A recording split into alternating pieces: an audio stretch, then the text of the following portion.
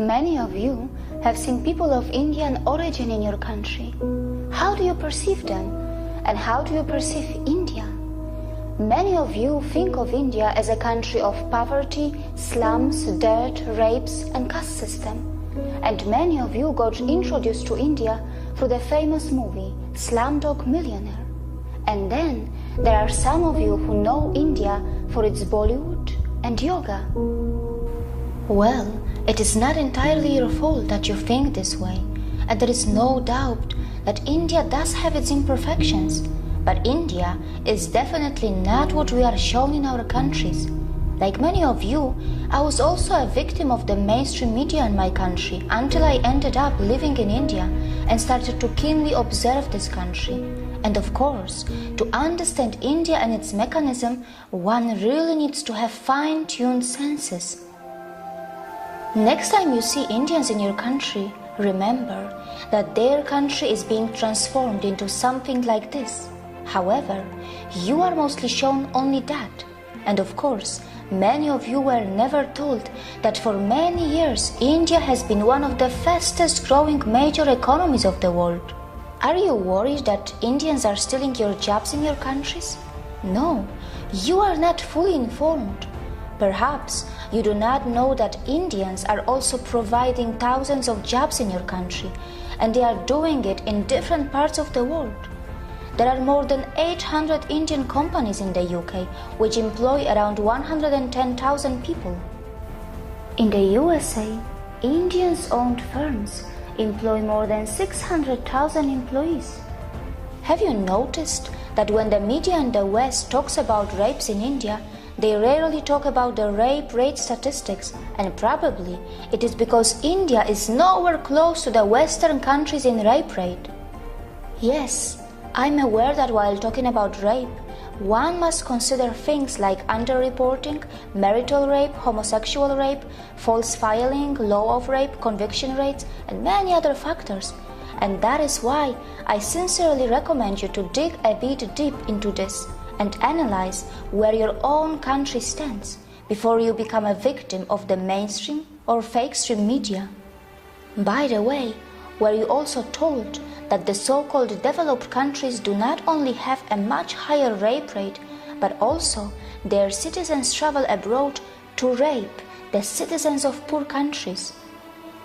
Europe, North America, Australia, New Zealand are some of the main sources of international child sex tourists who perform sex crimes in other countries. Were you also told that many Western women travel abroad to enjoy female sex tourism? And it is difficult to believe that the boys who are hired by these rich women are in some cases not underage. India has always been a multicultural society, and yes, in one way or another, discrimination may exist in India too. But wait, which country is crime-free? Is your country crime-free? Is there no discrimination in your country? India is a country where its minorities are allowed to thrive and grow in numbers and also in percentage.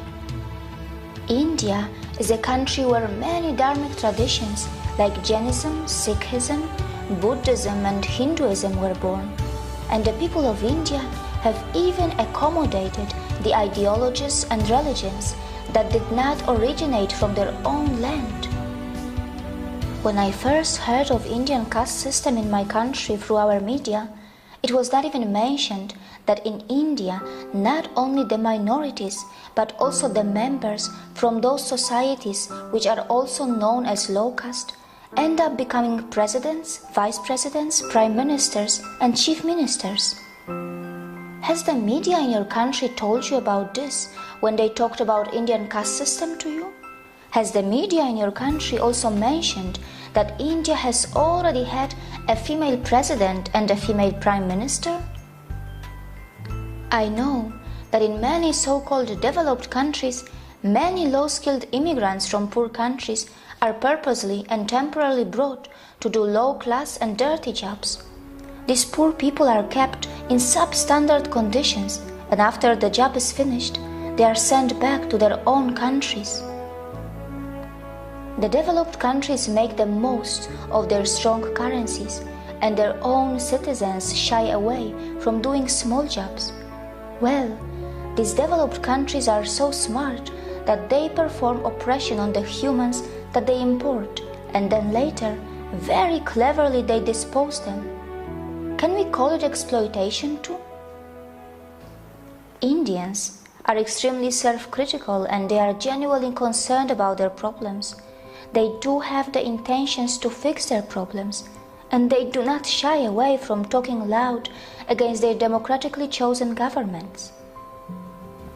But you must remember that when Indians talk loud about their problems, it does not mean that they want to replace India for anything else. And it must be pointed out that Indian media has not really started ridiculing the Western countries yet, even though many Western countries love to present themselves as some kind of role models. These Western countries continue to forget that they can also easily be ridiculed for their wealth inequality, crimes, intolerance, rapes, poverty, and even hunger. Perhaps Indians are more interested in self-correction than ridiculing others.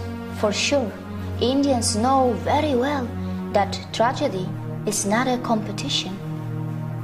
Indians are not only providing jobs around the world, they are even feeding many hungry and poor outside India by their philanthropic work through their temples and gurudwaras.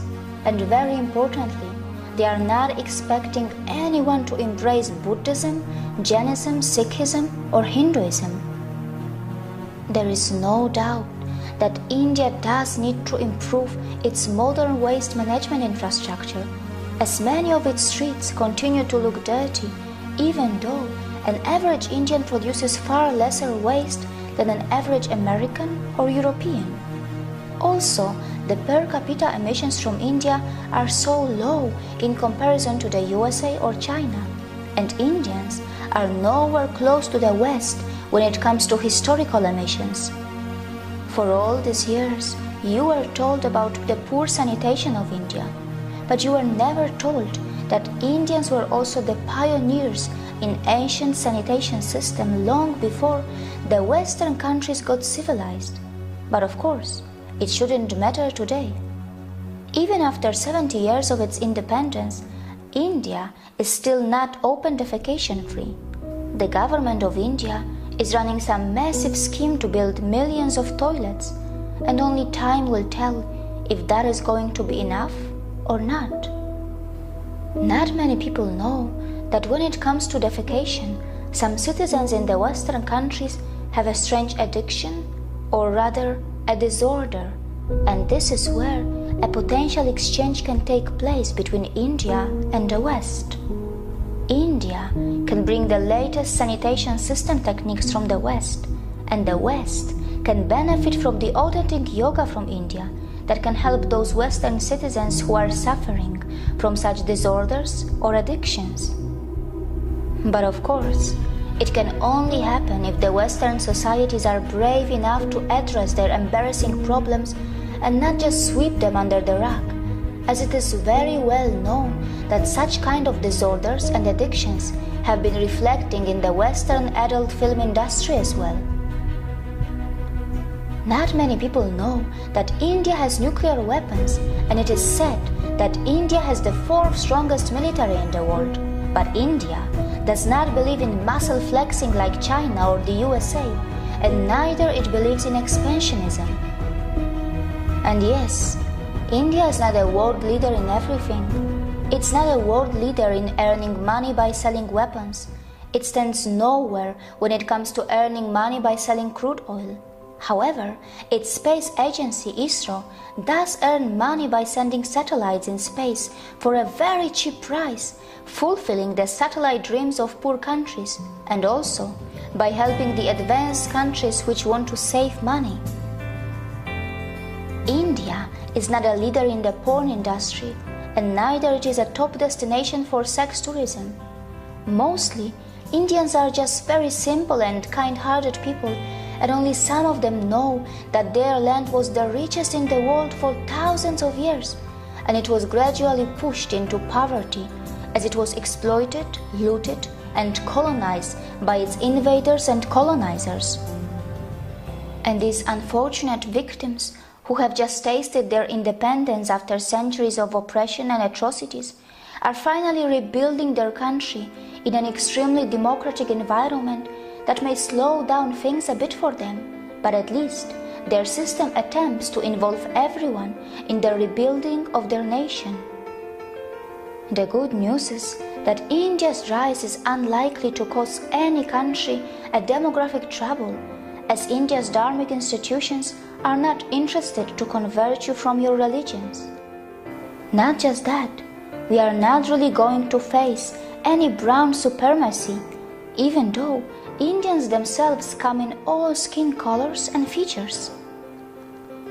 It is also highly unlikely that Indians will hate you, even though many of you may have developed prejudices against them because of the mainstream media houses, which for some special reasons are overplaying and sensationalizing their problems. Indians are gentle, accommodating, compassionate, hospitable, and yes, they do not have a fake smile. Their smiles are still very real, and most importantly, they are forgiving. Look how they even welcome the people from the land of their ex-colonizers in their country, even today. Before you comment on India, remember that the countries which were never colonized will not easily understand what it means to suffer from a post-colonial identity crisis. India may have its imperfections, and in this process of rebuilding, it will make its share of mistakes, and it will learn from them. Perhaps we also need to learn how to build a relation with Indians on equal terms, with mutual respect, without feeling superior or inferior, while focusing a bit more on ourselves to address our own embarrassing problems. See you again.